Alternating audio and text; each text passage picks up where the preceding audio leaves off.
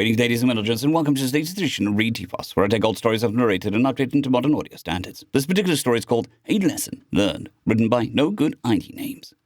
Lesson number 1. The only true failure is in a lesson unlearned. The Asvayan martial lessons are the cornerstone upon which their entire interplanetary kingdom is built. There are 224 lessons, and it is acclaimed that they contain all the wisdom the Asvayan need know to succeed in the art of war.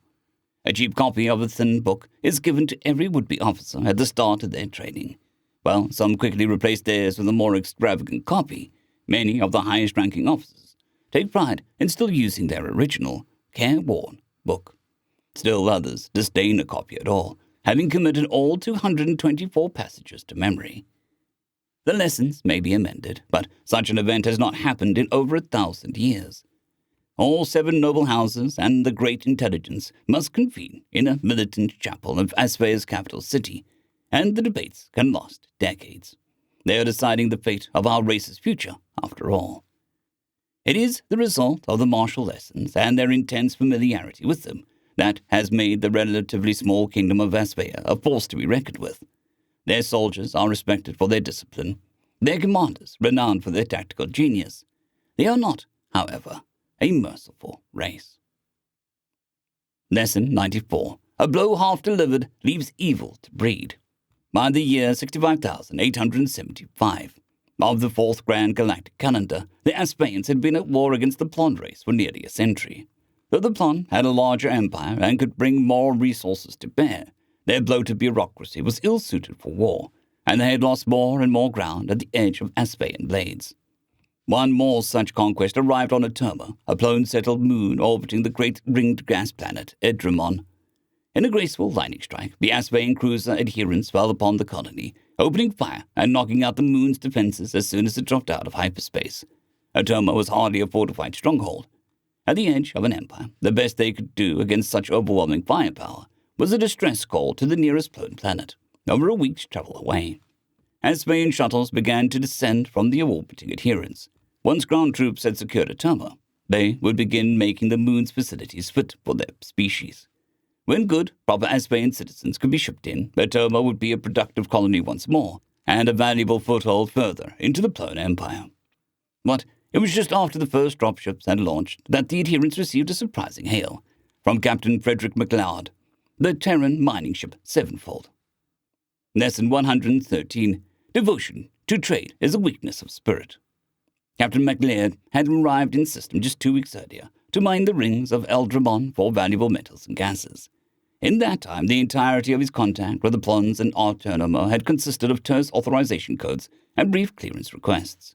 They knew him only as a gruff, humorless voice and a lonely blue blip on their sensors. MacLeod hailed the adherents requesting permission to land on Atermo to take in the Plone refugees. Even with the storage space half full, he said, there was room and supply enough aboard the Sevenfold to hold the entire colony. The Asvayans denied the request, of course. They had their own plans for the colonists. When the settlement was under complete control, the Plones were to be shuttled up to the adherents and placed into stasis.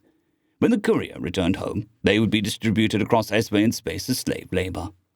MacLeod cited a Titan Concordant and its subsection regarding the ethical treatment of non-combatants. The Asvayans countered that the Concordant's rulings did not extend beyond humanity's borders.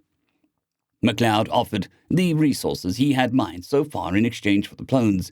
It was pointed out that the colonists would fetch a far higher price as slaves than his stores of worth. MacLeod appealed to basic common decency. The adherents responded with a warning shot across his stern. Only then did the mining ship back off, reversing thrusters and retreating to the safety of the gas giant's rings.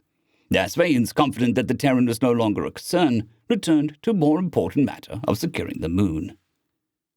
Lesson 34. Leave no weapon unwielded, no resource unstripped. The colonists had little in the way of weaponry, and whatever fighting spirit they might have had was extinguished by the sight of the massive battlecruiser hanging overhead.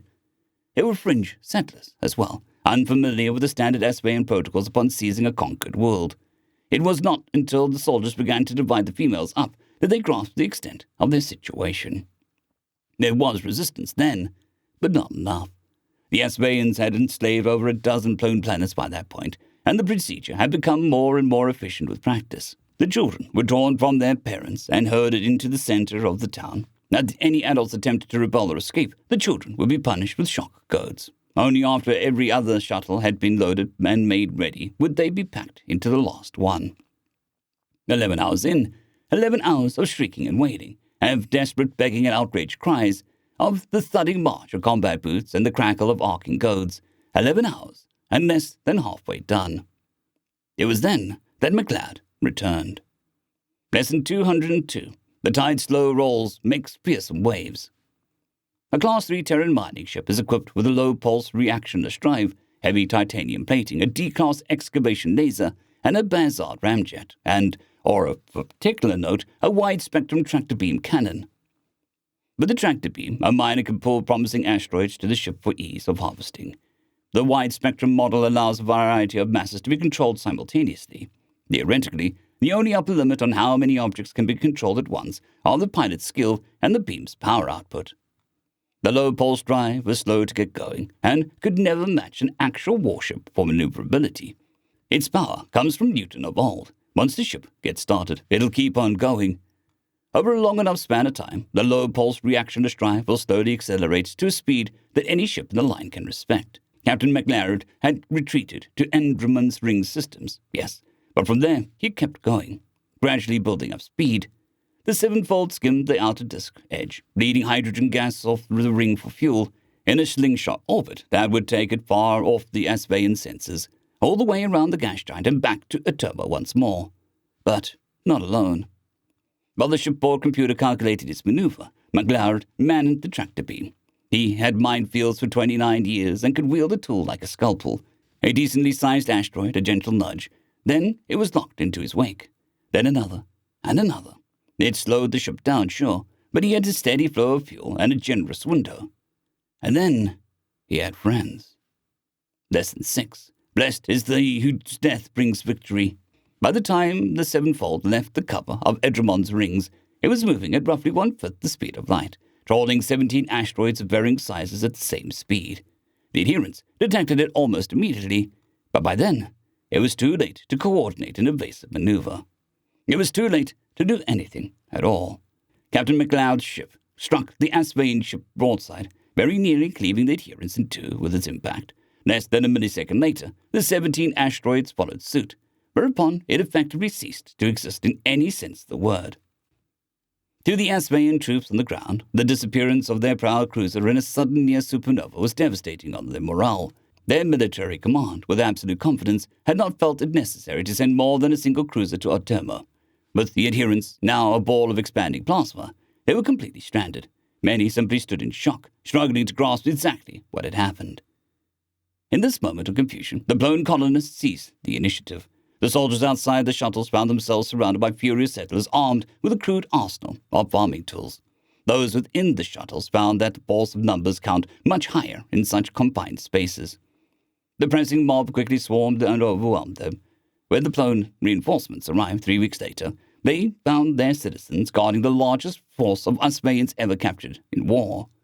No salvageable remnant of the adherents, or the sevenfold, or Captain McLeod was ever found.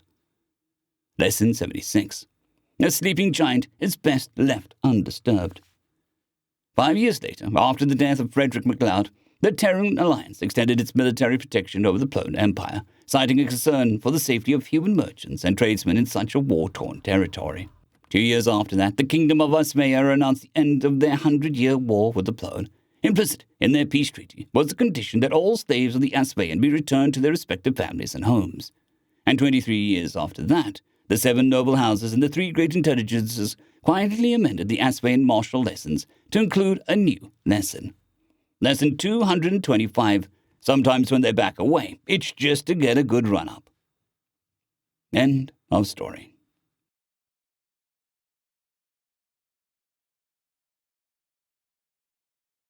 I'd greatly like to thank our Tier 5 channel members, Caspar Arnholtz, John Creighton, Manatharia, 050, Dragzoon WRE, and Elijah Silvercross. Thank you very much.